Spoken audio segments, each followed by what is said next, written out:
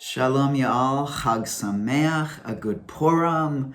I am Maggid Jhos singer. I work for the JCCSF of San Francisco, and a Maggid is a preacher, a teacher, a storyteller, a song singer, and a bartender. So for Purim this year, we are looking at surprise endings and questions about reality, because that's kind of what Purim's all about. And this drink that we're going to learn to make right now is called the Guess Again, because it's full of surprises. All right, what you're going to need is a beaker of some sort. Any kind of a deep glass will work just fine. This one's kind of a fancy one because I like kind of fancy things. And then you're going to need some bitters. And the ones that I recommend for this drink are either Peychaud's bitters or a Creole bitter. They're very similar. I'm going to go with the Creole. I like the flavor profile just a little bit better, but either one of those are going to be fine. And you're going to put 2 dashes of these bitters in our beaker. Boom, boom, like that. And then we're going to add 1 more dash of Angostura Orange bitters. Okay, so this is going to provide a lot of the structure for this drink, and boom, just one of those in there. It's going to provide a lot of the structure. Those bitter notes kind of hold things together, give things layers. And now, this is the secret ingredient right here. Yes, soy sauce. We're going to give this just a smidgen. Maybe it's going to end up being like a 1/16 of an ounce. Just pour a little bit in here. I wouldn't pour it directly in your beaker because this is hard to control. And I'll show you about how much it's going to be, okay? It's going to be, if you look in there, it's just a little in the bottom. It's going to be, bloop, that much. Not a lot. Just a touch. All right. Now, on top of that, we're going to put some honey syrup. Honey syrup is super duper easy to make. You just take equal parts honey, equal parts water, put it on the stove, warm it up until it bubbles just the tiniest bit so that the honey melts all the way, dissolves into the water. And we're gonna put a 1/2 ounce of that cooled off, beautiful honey syrup, bloop, right there in our beaker. And now we're getting into the big stuff here. The big flavor pieces are Tulsi tea, which you can make earlier in the day, let it cool off.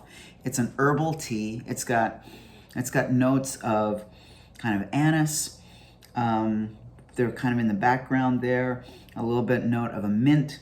There's a floralness to it. It's lovely. It's a really beautiful tea. So you want to make a pretty strong concoction of that, and you're gonna put 2 ounces of Tulsi tea. 1 and 2. Beautiful. All right. And then we're going to top that off with some nice grade tequila. So this is from Miagave. It's an estate reposado. It's good. It's kind of caramely and nutty and yummy. It's not harsh. It's smooth. It's delightful. We're going to put 2 ounces of that in here. Now this is making a gigantic cocktail or a really sophisticated and civilized size twofer. So you can either share this with a buddy or a beloved, or you can sip it very slowly over an entire evening, because that's 2 ounces of pure alcohol. That's a lot of alcohol. Boom, ice on top of that. Sadly, I only have refrigerator ice. If you've got beautiful clear ice from a true ice maker, use that by all means. I'm gonna stir this until I can feel that beaker getting nice and cold. I don't want to agitate it too much because I want to keep it kind of clear and lovely. The honey's gonna add a tiny bit of cloudiness to this drink, but it's worth it.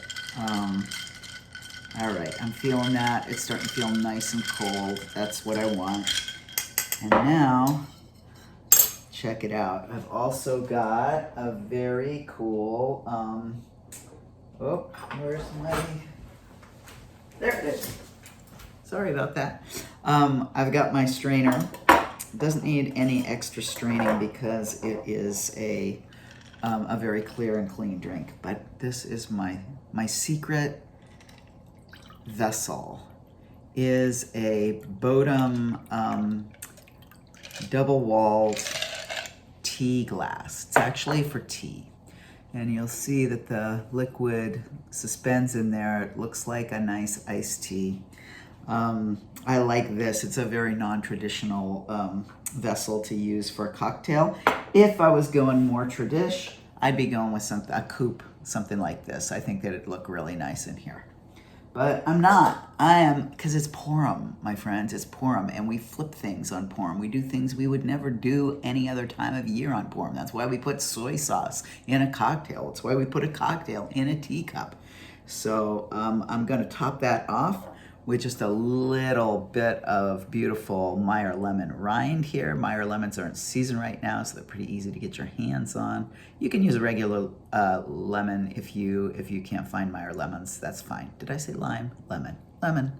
All right, and we're just gonna drop that in there if we've expressed the oils on the top of the drink, and let's see what we got. All right? Love that. Oh yeah. That's nice. So there's a lot of lemon coming off of this and that like kind of little herbal note from the tea. Just a little bit of kind of curiosity going on in there. Let's see how it tastes.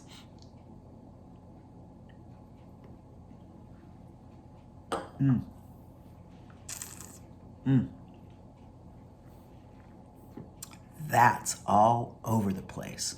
Sweet, tiny bit of savory, little of a salty note in there that you can just barely detect. You can feel it, you can't really taste it, you can feel it.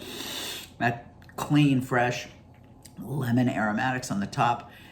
There's a lot going on here. Somebody picks this up, takes a swig, they're gonna have to guess again at what's in it. Just like the Purim story, which is loaded with surprises, loaded with twists and turns. So I think this is a really, really great drink for this holiday.